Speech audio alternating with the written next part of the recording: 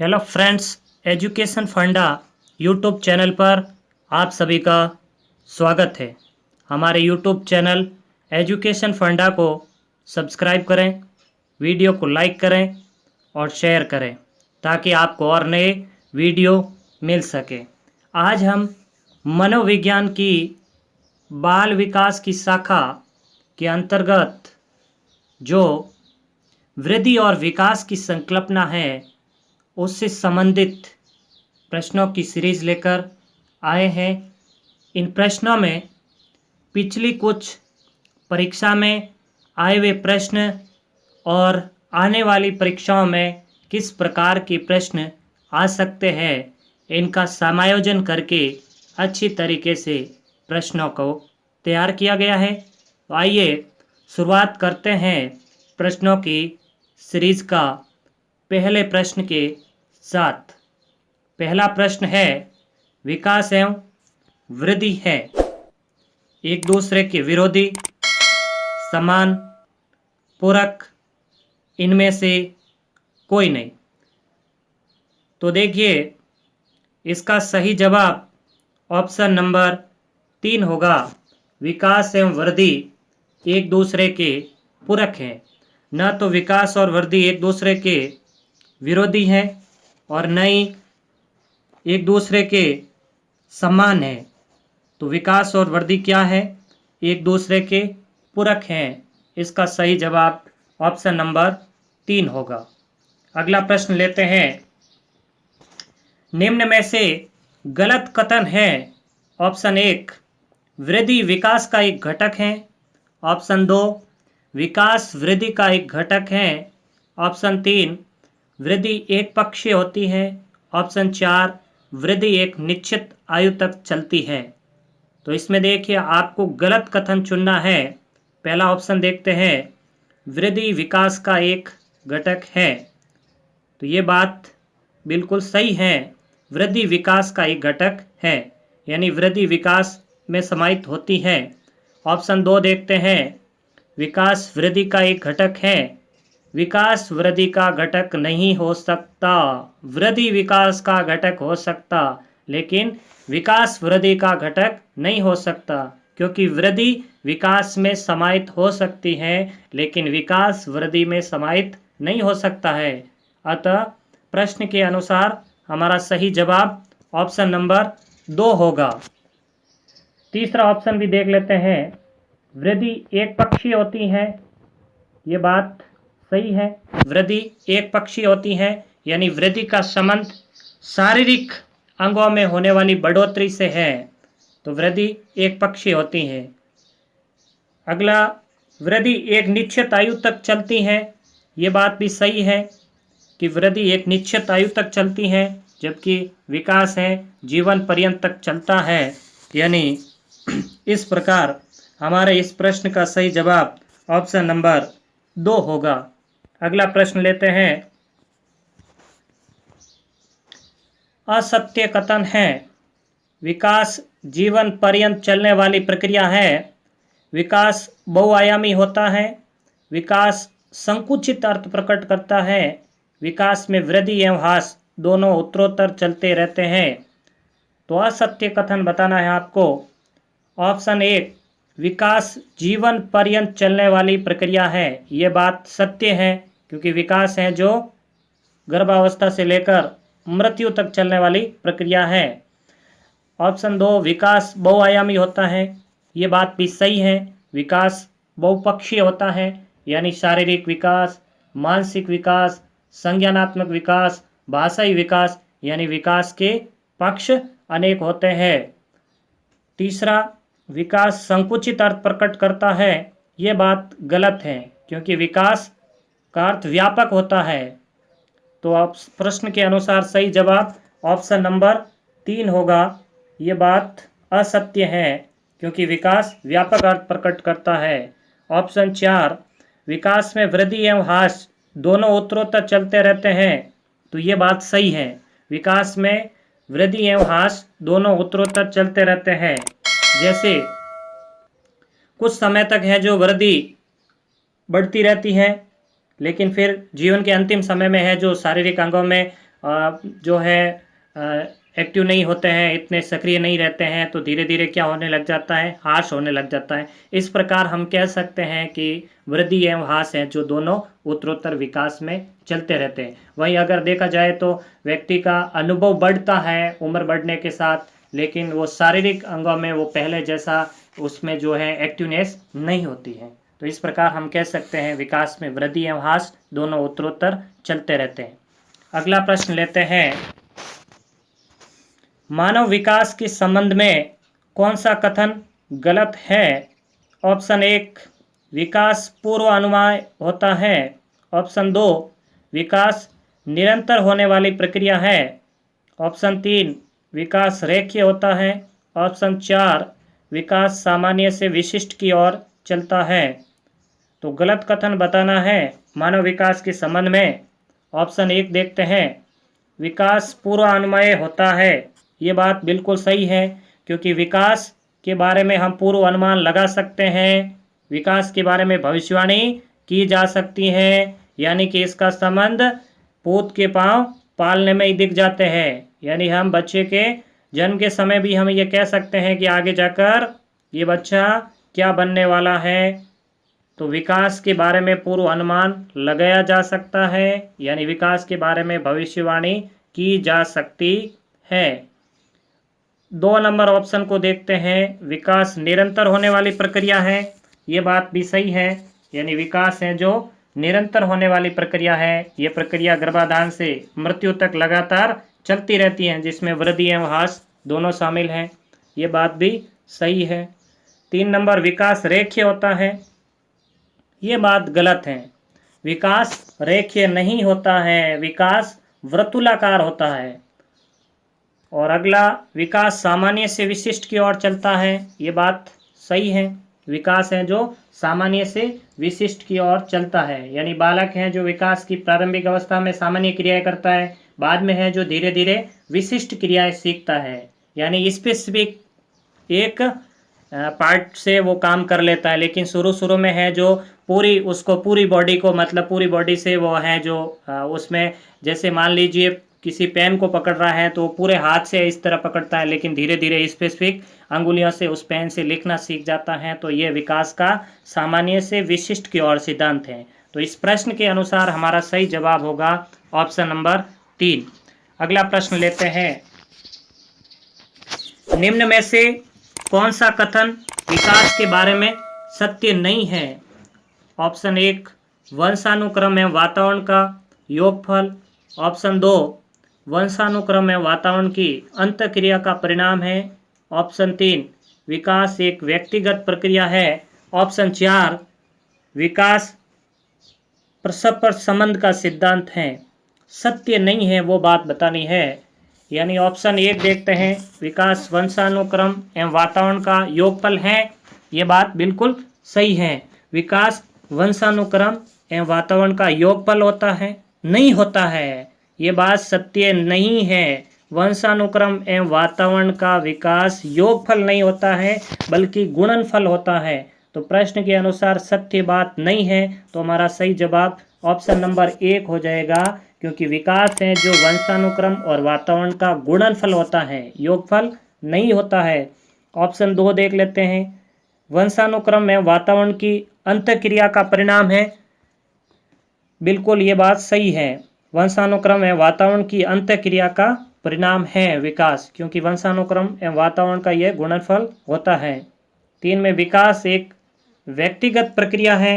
ये बात भी सही है, यानी विकास एक व्यक्तिगत प्रक्रिया है, यानी सभी का विकास है जो अलग अलग व्यक्ति का विकास अलग अलग रूप में होता है। ये व्यक्तिगत विभिन्नता का सिद्धांत है, यानी किसी में विकास की गति तीव्र हो सकती है तो किसी में विकास की गति मंद भी हो सकती है। तो यह विकास का एक व्यक्तिगत प्रक्रिया है। परस्पर संबंध का सिद्धांत, यानी विकास का परस्पर संबंध का सिद्धांत, ये भी सही बात है, क्योंकि विकास का परस्पर संबंध का सिद्धांत का मतलब है विकास का जो एक आयाम है उसका अन्य आयाम के साथ भी धनात्मक सहसंबंध होता है। यानी जिस प्रकार किसी बालक का अगर शारीरिक विकास तेज गति से होता है तो उसका मानसिक विकास भी उसी अनुपात में होगा। तो इस प्रकार सही जवाब प्रश्न के अनुसार ऑप्शन नंबर 1 हो जाएगा। अगला प्रश्न लेते हैं, निम्न में से कौन सा विकास का सिद्धांत नहीं है? ऑप्शन 1 निरंतरता का सिद्धांत, ऑप्शन 2 व्यक्तिगत भिन्नता का सिद्धांत, ऑप्शन 3 विशिष्ट से सामान्य की ओर का सिद्धांत, ऑप्शन 4 एकीकरण का सिद्धांत। देखते हैं, विकास का सिद्धांत नहीं है। ऑप्शन 1 को देखते हैं, निरंतरता का सिद्धांत, ये बात सही है, विकास निरंतर चलने वाली प्रक्रिया है। ऑप्शन 2 व्यक्तिगत भिन्नता का सिद्धांत, ये बात भी सही है क्योंकि विकास की गति है जो भिन्न भिन्न हो सकती है। विशिष्ट से सामान्य की ओर सिद्धांत, ये बात गलत है, ये विकास का सिद्धांत नहीं है, बल्कि यहाँ पर यह होता विकास सामान्य से विशिष्ट की ओर होता है, विशिष्ट से सामान्य की ओर नहीं होता है। तो प्रश्न के अनुसार सही जवाब है जो हमारा ऑप्शन नंबर 3 होगा, विशिष्ट से सामान्य की ओर का सिद्धांत। यह विकास का सिद्धांत नहीं है, बल्कि विकास का सिद्धांत है सामान्य से विशिष्ट की ओर, यानी बालक पहले सामान्य क्रिया करता है, उसके बाद विशिष्ट यानी स्पेसिफिक पार्ट से काम करता है। चौथा एकीकरण का सिद्धांत, ये होता है, ये विकास का सिद्धांत है, यानी एकीकरण के सिद्धांत में इसको हम सामान्य से विशिष्ट की ओर का सिद्धांत भी कह सकते हैं। इसमें क्या है, बालक धीरे धीरे है जो प्रारंभ में तो सामान्य प्रकार से क्रियाएं करता है, धीरे धीरे परिस्थिति के अनुसार है जो कौशल में है जो परिवर्तन कर लेता है, तो इसे विकास का है जो हम एकीकरण का सिद्धांत कह सकते हैं। अगला प्रश्न लेते हैं, बालक का विकास प्रभावित होता है? ऑप्शन 1 वंशानुक्रम से, ऑप्शन 2 वातावरण से, ऑप्शन 3 दोनों से, ऑप्शन 4 इनमें से कोई नहीं। तो देखिए, बालक का विकास वंशानुक्रम से प्रभावित होता है, यानी बालक का विकास है जो वंशानुक्रम से तो प्रभावित होता है। दूसरा वातावरण से, ये बात भी सही है, बालक का विकास है जो वातावरण से भी प्रभावित होता है। तो इस प्रकार प्रश्न का जवाब सही ऑप्शन नंबर 3 होगा, यानी दोनों से। तो विकास जो प्रभावित होता है वंशानुक्रम और वातावरण दोनों से प्रभावित होता है। अगला प्रश्न लेते हैं, विकास के सिद्धांत में सेफेलोकोडल का अर्थ है? ऑप्शन 1 निरंतरता, ऑप्शन 2 क्रमबद्धता, ऑप्शन 3 केंद्र से सिरों की ओर, ऑप्शन 4 सिर से पैरों की ओर। तो सेफेलोकोडल का अर्थ पूछा है आपसे, तो इसका सही जवाब होगा ऑप्शन नंबर 4। सेफेलोकोडल का मतलब होता है, ये विकास की दिशा का सिद्धांत है, सिर से पैरों की ओर जो विकास होता है, जिसे मस्तिष्कोद्मुखी कहा जाता है, यानी मस्तिष्क के लेकर पैरों तक जो विकास होता है, इसको हम सेफेलोकोडल कहते हैं, सिर से पैर की ओर, यानी सेफेलोकोडल का सिद्धांत। और जो केंद्र से सिरों की ओर है उसको हम प्रॉक्सिमोडिस्टल थ्योरी भी कहते हैं। 3 नंबर ऑप्शन केंद्र से सिरों की ओर, इसको बोला जाता है प्रॉक्सिमोडिस्टल थ्योरी, केंद्र से सिरों की ओर, यानी विकास है जो केंद्र से, पहले जो हमारे बॉडी का सेंटर है वहाँ से है जो धीरे धीरे जो हमारी भुजाएं हैं, हाथ हैं, फिर अंगुलियां हैं, इस प्रकार विकास होता है। तो ये विकास का केंद्र से सिरों की ओर सिद्धांत होता है, जिसको हम बोलते हैं प्रॉक्सिमोडिस्टल, और सिर से पैरों की ओर होता है उसको बोलेंगे सेफेलोकोडल। अगला प्रश्न लेते हैं, विकास को प्रभावित करते हैं? ऑप्शन 1 विद्यालय का वातावरण, ऑप्शन 2 सांस्कृतिक वातावरण, ऑप्शन 3 बुद्धि, ऑप्शन 4 सभी। तो विकास को प्रभावित करने वाले, विद्यालय का वातावरण विकास को प्रभावित करता है, सांस्कृतिक वातावरण भी विकास को प्रभावित करता है, क्योंकि अलग अलग लोगों की अलग अलग संस्कृति के भी लोग रहते हैं, तो इस प्रकार संस्कृति का भी प्रभाव पड़ता है, अलग अलग संस्कृति के लोग हैं तो वो उसका विकास उस हिसाब से होगा। बुद्धि भी विकास को प्रभावित करती है। तो प्रश्न के अनुसार हमारा सही जवाब हो जाएगा ऑप्शन नंबर 4। अगला प्रश्न लेते हैं, निम्न में से किसके अनुसार विकास परिवर्तन श्रृंखला की वह अवस्था है जिसमें बच्चा भ्रूणावस्था से लेकर प्रौढ़ावस्था तक गुजरता है, विकास कहलाता है?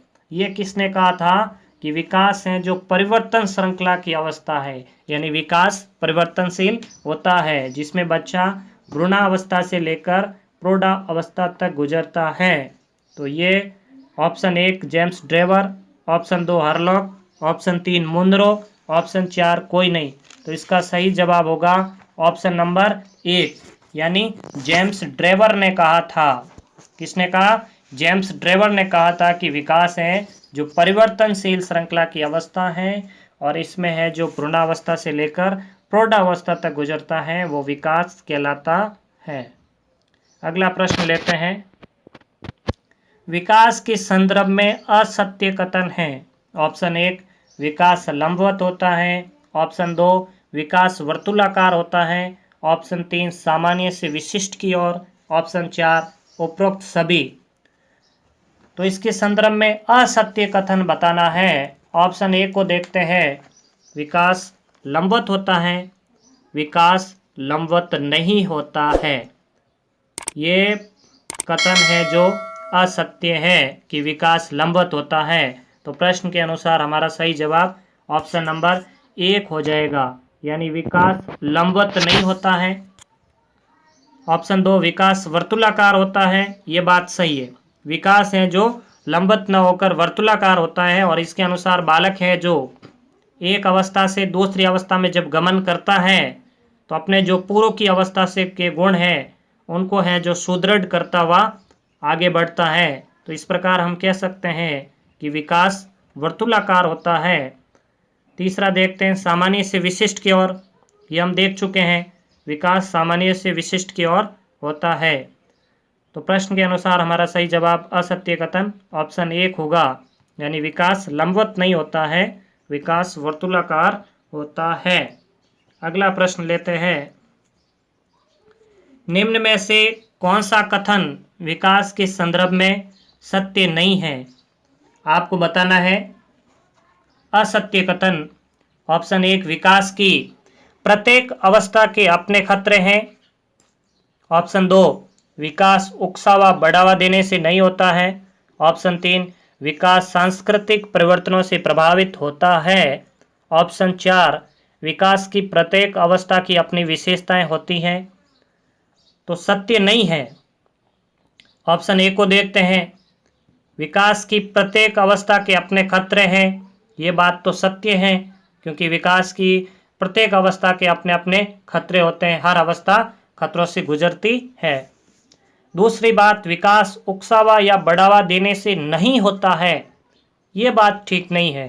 तो प्रश्न के अनुसार हमारा सही जवाब होगा ऑप्शन 2 विकास उकसावा या बढ़ावा देने से होता है, क्योंकि बढ़ावा देने से नहीं होता ये बात असत्य है, क्योंकि विकास है जो उकसावा या बढ़ावा देने से होता है। किस प्रकार? यानी कि अगर किसी व्यक्ति या किसी बच्चे को हम मोटिवेट करें और उसको लगातार मोटिवेशन से उसके अंदर है जो हम उसका विकास है जो कर सकते हैं, शारीरिक विकास या किसी खेल के लिए या उसका भाषाई विकास में हम मोटिवेट करके उसका विकास हो सकता है। तीसरा, विकास सांस्कृतिक परिवर्तनों से प्रभावित होता है, तो ये बात सही है, विकास पर संस्कृति का प्रभाव पड़ता है, यानी विकास सांस्कृतिक परिवर्तन से प्रभावित होता है।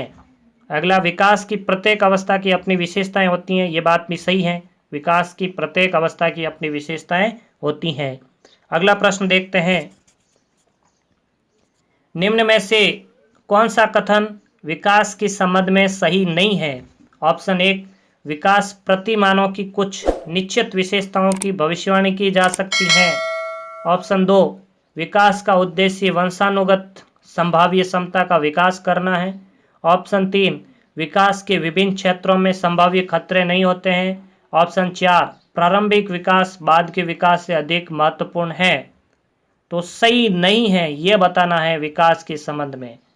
ऑप्शन 1 को देखते हैं। विकास के प्रतिमान की कुछ निश्चित विशेषताओं की भविष्यवाणी की जा सकती है, बिल्कुल की जा सकती है, विकास के बारे में हम भविष्यवाणी की जा सकती है। ये हमने पढ़ रखा है कि पूत के पांव पालने में ही दिख जाते हैं, उदाहरण दिया था। ऑप्शन 2 विकास का उद्देश्य वंशानुगत संभाव्य क्षमता का विकास करना है, ये बात भी सही है, क्योंकि विकास का उद्देश्य जो वंशानुगत जो हमारी संभाव्य क्षमता है उसको डेवलप करना भी होता है।